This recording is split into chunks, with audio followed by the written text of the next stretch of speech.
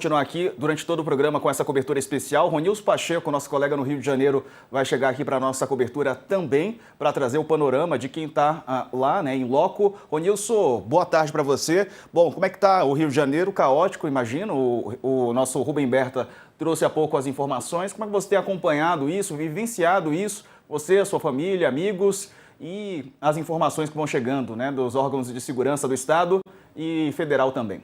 Boa tarde. Pois é, Diego, boa tarde para todo mundo. De fato, o Rio muito caótico, né? Eu estava na sede do Instituto de Estudo da Religião, onde trabalho no ISER, o que seria um dia normal de reuniões e atividades. E em algum momento a gente foi acompanhando, né? Acompanhando inclusive esse escalonamento. O ISER, inclusive, tem um dos seus programas, se chama Direito e Sistema de Justiça, em que todo mundo ali já muito familiarizado e antenado com a temática da segurança pública ou da insegurança pública no Rio de Janeiro, e a gente foi vendo esse escalonamento, né, que cresceu de uma maneira absurda, essa contagem de mortos que aconteceu de uma maneira absurda, como a gente nunca viu nesse ritmo, nessa velocidade, e a nossa decisão foi liberar todo mundo, fazer ali criar uma estratégia de segurança para as pessoas que moravam nas áreas mais conflituosas, que não fossem para casa, ou de áreas de hotel, ou se refugiarem, né, na casa de colegas de trabalho que morassem do centro para a Zona Sul, ou para mim, que atravessaria a Baía de Guanabara e estaria em Niterói, e alguns que estavam em São Gonçalo, que moram em São Gonçalo e ficaram em Niterói. Enfim, você tem que criar toda uma estratégia, né, de última hora para algo realmente inesperado. E eu queria só fazer um comentário rápido, né, antes de devolver. A gente ainda vai falar mais, tem muitas análises para fazer, nossos colegas, né, repórteres em rua, em loco, trazendo cada vez mais muita coisa, muita informação, as coisas que vão acontecendo. Mas eu queria até, dialogando com o que a Dani, né, sempre muito generosa e muito educada, disse na sua afirmação de que o governador, no mínimo, incorreu numa imprecisão. É, de fato, eu acho muito pouco provável que o governador tenha incorrido numa imprecisão. Eu acho que o governador fez um cálculo. Acontece que o cálculo dele não tinha dimensão das consequências e do tamanho da retaliação, da resposta, das consequências, do transtorno que isso ia se tornar e como isso ia escalonar. O governador deliberadamente fez uma declaração que ele sabe que atrai hostilidade para o governo federal. Não por acaso ele disse isso em 1 minuto. No minuto 2, você já tinha uma rede de bolsonaristas no Twitter, nas redes sociais, fazendo o hashtag de que o Rio estava sozinho, tentando culpabilizar o governo federal. É óbvio que não dá para a gente tirar a responsabilidade do governo federal, mas nesse caso específico, o governador precisa assumir a sua responsabilidade à frente da segurança pública do Rio de Janeiro. E para mim não tem imprecisão. O governador fez um cálculo político de uma declaração deliberada que ele sabiamente tinha consciência de que ela traria uma posição hostil e um movimento hostil com relação ao governo federal. Foi obrigado a recuar porque as incoerências dessa afirmação e as evidências foram se tornando cada vez mais claras, e ainda que elas fossem reais, isso não tira a responsabilidade do governador, que mostra que não tem um plano que é inteligente, de um plano que é preciso, que não se mostra disposto a fazer um diálogo para uma operação nesse nível de peso, de implicações, sem um diálogo direto com o governo federal, sem que o governo federal esteja ciente da dimensão que isso tem. Não é novidade para ninguém a capacidade, a força, o dinheiro, a capacidade bélica, de articulação que o Comando Vermelho tem. Você tem analistas, especialistas, pesquisadores o suficiente para fazer isso. Então, acho que não tem imprecisão.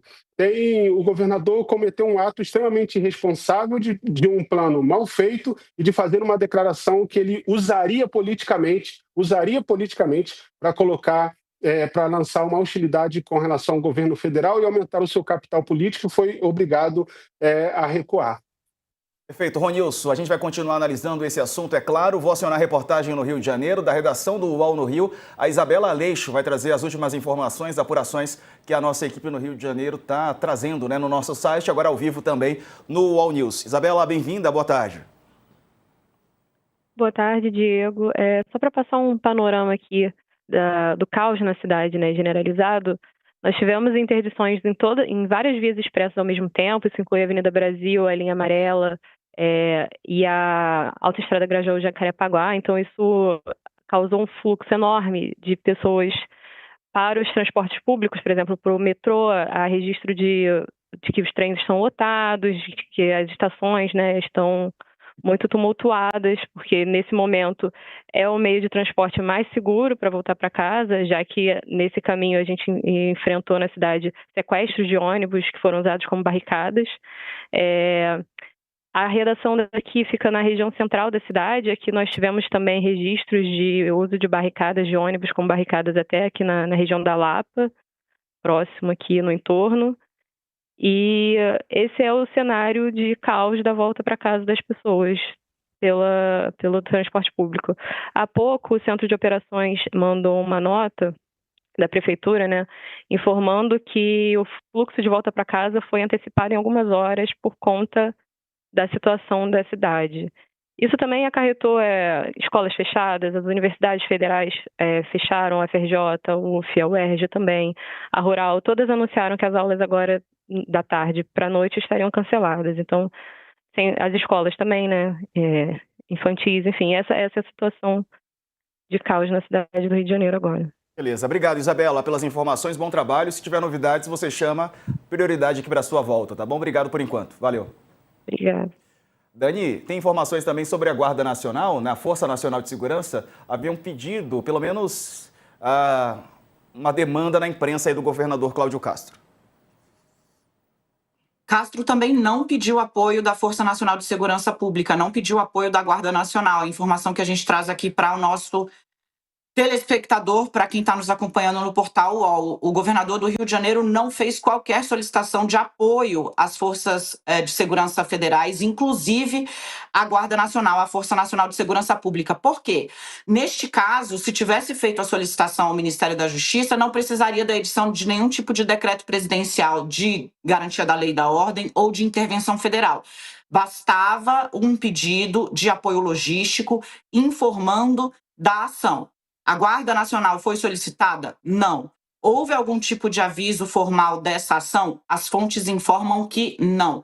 Nem ao Ministério da Justiça, nem ao Palácio do Planalto. Então, o governador do Rio de Janeiro lançou mesmo essa sombra sobre o governo federal sem ter feito qualquer tipo de aviso. Olha, vai ter uma operação aqui, talvez eu precise de ajuda. Não rolou. Nem assim, nem no informal, nem no telefonema. A informação que eu trago aqui foi confirmada tanto no Palácio do Planalto como no Ministério da Justiça. O ministro Ricardo Lewandowski, assim como o restante do governo federal, ficou sabendo hoje da operação, quando ela já era notícia por ter sido uma operação letal que impôs terror aos moradores do Rio de Janeiro, e agora a gente já tem ela como a operação mais letal da história do Rio. Então, de novo, se você chegou agora, seja muito bem-vindo. O governador do Rio de Janeiro, Cláudio Castro, se lançou nessa empreitada, né, que agora deixou ali centenas ou milhares ou milhões de moradores da capital do Rio nesse estágio em que não conseguem se movimentar, não conseguem voltar para casa, não conseguem sair do trabalho, estão presos entre barricadas de traficantes e trocas de tiros. Ele se lançou nessa empreitada sozinho, aparentemente, Sarza, porque quis. Exato. Letícia, você tem informações sobre a PEC da segurança e essa conversa também, essa entrevista do Cláudio Castro? Diego, conversando com uma pessoa que trabalha com Cláudio Castro, ele me falou a mesma coisa, que o governo federal não foi avisado por quê? Porque não tem necessidade, porque lá atrás já tinha pedido alguma coisa que o governo não tinha ajudado, e ainda falou coisas do tipo... O governo do Rio de Janeiro e a polícia do Rio de Janeiro têm mais expertise para combater o narcotráfico do que o Ministério da Justiça ou do que a ABIN. Só que o Cláudio Castro ele decidiu fazer uma operação deste tamanho sem nenhuma ajuda, nenhum tipo de auxílio do governo federal. Isso tem que ficar muito claro que a responsabilidade é do governador. Essa decisão de deflagrar essa operação hoje é uma decisão do governo estadual do Rio de Janeiro, sabendo que a criminalidade, que esse tipo de problema já existe no Rio de Janeiro há muito tempo. O Cláudio Castro, vale lembrar que ele era vice do Wilson Witzel, que foi aquele cara eleito lá atrás dizendo que tinha que mirar na cabecinha de bandido. O Cláudio Castro foi eleito em 2022 para o governo. Esses problemas todos já existiam quando ele sentou na cadeira pela primeira vez. Então, nada disso é novidade. E aí, hoje ele chega e olha e fala, bom, mas o Rio de Janeiro está sozinho nessa. Foi por opção, porque essa operação ele sequer procurou ajuda do governo federal para pensar, para trabalhar a inteligência junto com o governo federal e ver de que outra maneira, sem arriscar a vida da população. Porque vale lembrar que a demografia do Rio de Janeiro, a geografia do Rio de Janeiro, ela é composta por morro com asfalto, com as pessoas são muito misturadas ali, ficam todas em muito perigo e viram um caldeirão efervescente fazer uma operação desse tamanho numa favela. Acabou, não tem história. Cláudio Castro, ele é pré-candidato pelo PL ao Senado no ano que vem. Então, tem um componente eleitoral nisso que é trabalhar essa bandeira de segurança pública, de que bandido bom é bandido morto, olha como a gente faz operação, e estamos aqui longe, sozinhos, abandonados pelo governo federal, só a gente que luta contra o crime. Existe, sim, também essa intenção ali no governo estadual do Rio, ele se colocar como um homem que caça bandidos, que caça traficantes. O que esse aliado dele estava falando traficante não é mocinho, querendo fazer uma ligação com que o Lula falou, traficante não é vítima. Enfim, existe todo esse caldo eleitoral e só para arrematar, vale lembrar que o Cláudio Castro também se posicionou, ele como partido dele, o PL, o tempo todo contra a PEC da Segurança Pública, contra outras bandeiras do Ministério da Justiça ao longo desse governo. Então não houve uma iniciativa de fazer um trabalho em conjunto com o governo federal, Diego.